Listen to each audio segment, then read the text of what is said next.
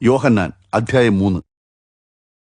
യഹൂദരുടെ ഭരണസമിതിയിലെ അംഗമായ നിക്കോദേമോസ് എന്നു പേരുള്ള ഒരു പരീശനുണ്ടായിരുന്നു. അയാൾ രാത്രിയിൽ യേശുവിന്റെ അടുക്കൽ വന്ന്, റബ്ബി, അങ്ങ് ദൈവത്തിന്റെ അടുക്കൽ നിന്ന് വന്ന ഒരു ഗുരുവാണ് എന്ന് ഞങ്ങൾ മനസ്സിലാക്കുന്നു. ദൈവം കൂടെയില്ലെങ്കിൽ അങ്ങ് ചെയ്യുന്ന ഈ അടയാളങ്ങൾ ചെയ്യുവാൻ ആർക്കും സാധ്യമല്ല എന്ന് പറഞ്ഞു. യേശു മറുപടി പറഞ്ഞു, സത്യമായി സത്യമായി ഞാൻ നിന്നോട് പറയുന്നു, വീണ്ടും ജനിച്ചില്ല എങ്കിൽ ദൈവരാജ്യം കാണുവാൻ ആർക്കും കഴിയുകയില്ല. പ്രായമായ ശേഷം ഒരു മനുഷ്യൻ ജനിക്കുന്നത് എങ്ങനെ? നിക്കോദേമോസ് ചോദിച്ചു. രണ്ടാമതും മാതാവിന്റെ ഉദരത്തിൽ പ്രവേശിച്ച് ജനിക്കുക സാധ്യമല്ലല്ലോ. യേശു മറുപടി പറഞ്ഞു, സത്യമായി സത്യമായി ഞാൻ നിന്നോട് പറയുന്നു, വെള്ളത്തിൽ നിന്നും ആത്മാവിൽ നിന്നും ജനിച്ചില്ല എങ്കിൽ ദൈവരാജ്യത്തിൽ കടക്കുവാൻ ആർക്കും കഴിയുകയില്ല. ശരീരം ശരീരത്തിന് ജന്മം നൽകുന്നു, ആത്മാവിന് ജന്മം നൽകുന്നതോ ആത്മാവാണ്. നിങ്ങൾ വീണ്ടും ജനിക്കണം എന്ന് ഞാൻ പറഞ്ഞതിൽ നീ ആശ്ചര്യപ്പെടേണ്ടതില്ല. കാറ്റ് ഇഷ്ടമുള്ളയിടത്തേക്ക് വീശുന്നു, നീ അതിന്റെ ശബ്ദം കേൾക്കുന്നുവെങ്കിലും അത് എവിടെ നിന്ന് വരുന്നുവെന്നോ എവിടേക്ക് പോകുന്നുവെന്നോ പറയുക സാധ്യമല്ല. ആത്മാവിൽ നിന്ന് ജനിച്ച ഏതൊരു വ്യക്തിയും അങ്ങനെ തന്നെ. ഇതെങ്ങനെ സാധിക്കും? നിക്കോദേമോസ് ചോദിച്ചു. നീ ഇസ്രായേലിന്റെ ഉപദേഷ്ടാവായിരുന്നിട്ടും ഈ കാര്യങ്ങൾ ഗ്രഹിക്കുന്നില്ലയോ? സത്യമായി സത്യമായി ഞാൻ നിന്നോട് പറയുന്നു, ഞങ്ങൾ അറിയുന്നതിനെപ്പറ്റി സംസാരിക്കുന്നു, ഞങ്ങൾ കണ്ടിരിക്കുന്നതിനെപ്പറ്റി സാക്ഷ്യം പറയുന്നു, എന്നിട്ടും നിങ്ങൾ ഞങ്ങളുടെ സാക്ഷ്യം കൈക്കൊള്ളുന്നില്ല.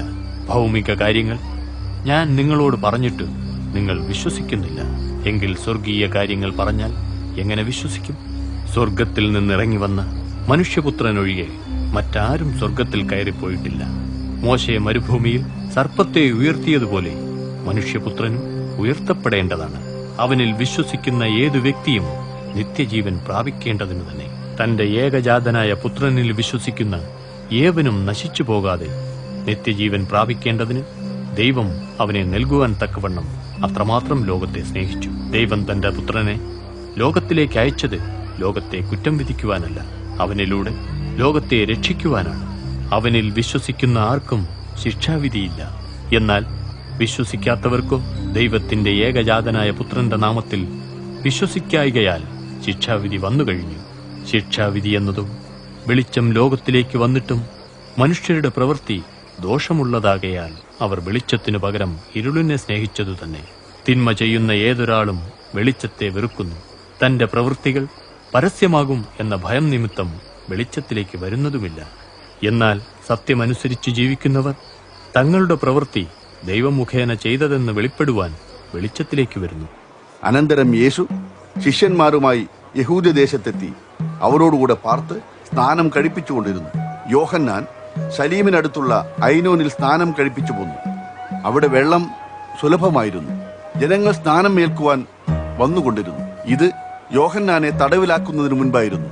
യോഹന്നാന്റെ ശിഷ്യന്മാരിൽ ചിലർക്ക് ആചാരപരമായ ശുദ്ധീകരണത്തെപ്പറ്റി ഒരു യഹൂദനുമായി തർക്കമുണ്ടായി. അവർ യോഹന്നാന്റെ അടുക്കൽ വന്ന് അദ്ദേഹത്തോട് പറഞ്ഞു, റബി, യോർദാന്റെ മറുകരയിൽ അങ്ങയോടുകൂടെ ഉണ്ടായിരുന്ന ആ മനുഷ്യൻ അങ്ങ് സാക്ഷ്യപ്പെടുത്തിയിട്ടുള്ളവൻ സ്നാനം കഴിപ്പിച്ചുകൊണ്ടിരിക്കുന്നു. എല്ലാവരും അദ്ദേഹത്തിന്റെ അടുക്കിലേക്ക് പോകുന്നു. യോഹന്നാൻ മറുപടി പറഞ്ഞു, സ്വർഗത്തിൽ നിന്ന് നൽകുന്നത് മാത്രമേ മനുഷ്യന് സ്വീകരിക്കാൻ കഴിയൂ. ഞാൻ ക്രിസ്തുവല്ലെന്നും അദ്ദേഹത്തിന് മുമ്പേ അയക്കപ്പെട്ടവൻ മാത്രമാണെന്നും പറഞ്ഞിട്ടുള്ളതിന് നിങ്ങൾ സാക്ഷികളാണല്ലോ. മണവാട്ടിയുള്ളവനാണ് മണവാളൻ. മണവാളന്റെ തോഴൻ മണവാളന്റെ സ്വരം കേട്ട് അത്യധികം ആനന്ദിക്കുന്നു. ആ ആനന്ദമാണ് എനിക്കുള്ളത്. അതിപ്പോൾ പൂർണ്ണമായിരിക്കുന്നു. അവിടുന്ന് വളരണം, ഞാനോ കുറയണം. ഉയരത്തിൽ നിന്ന് വരുന്നവൻ എല്ലാവരിലും ഉയർന്നവൻ, ഭൂമിയിൽ നിന്നുള്ളവനോ ഭൗമികനാകുന്നു. അവൻ ഭൗമികമായത് സംസാരിക്കുന്നു. സ്വർഗത്തിൽ നിന്ന് വരുന്നവൻ എല്ലാവരിലും ഉന്നതനാകുന്നു. താൻ കണ്ടതും കേട്ടതുമായ കാര്യങ്ങൾക്ക് അദ്ദേഹം സാക്ഷ്യം വഹിക്കുന്നു. എന്നാൽ അദ്ദേഹത്തിന്റെ സാക്ഷ്യം ആരും സ്വീകരിക്കുന്നില്ല. അത് സ്വീകരിക്കുന്നവനോ ദൈവം സത്യവാൻ എന്നത് സ്ഥിരീകരിക്കുന്നു. എന്തെന്നാൽ ദൈവം അയച്ചിരിക്കുന്നവൻ ദൈവത്തിന്റെ വചനം പ്രസ്താവിക്കുന്നു. അവിടുന്ന് ആത്മാവിനെ അളവില്ലാതെ നൽകുന്നുവല്ലോ. പിതാവ് പുത്രനെ സ്നേഹിക്കുന്നു, സകലവും അവന്റെ കയ്യിൽ ഏൽപ്പിച്ചുമിരിക്കുന്നു. പുത്രനിൽ വിശ്വസിക്കുന്നവന് നിത്യജീവനുണ്ട്. പുത്രനെ അനുസരിക്കാത്തവനോ ജീവനെ കാണുകയില്ല.